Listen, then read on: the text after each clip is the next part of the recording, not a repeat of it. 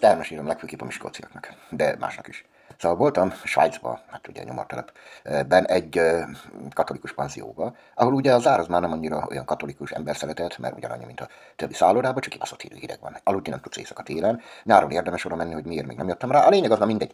És mondja nekem a hölgy, hogy miért nem megyek el dolgozni például. Mondtam, azért nem megyek el dolgozni, meg gitárművész vagyok, és mond meg egy csúcstechnikus. Ha felkérnek csúcstechnikushoz, mondjuk szerintem Európában senki, de a Tesla esetleg japánok felkérnének valószínű tervezni, más nem, itt biztos, hogy nem ezek a süllyedt népek, és a lényeg az, hogy mondom neki, hogy gitárművész vagyok, és mutatnám neki a videót, erre azt mondja, hogy az a zene rossz. Hát de mondom, még nem is látta, nem is hallotta. De neki mondta a helyi Gerber, illetve a helyi lelkész.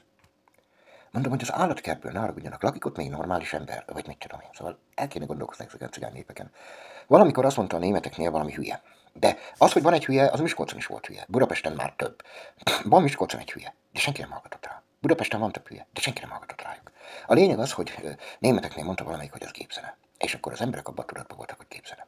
Na most, hogy egy hülye mit mond, arra csak a hülye hallgat. Szóval megkaptuk durván, legfőképpen én, de Mászlám is.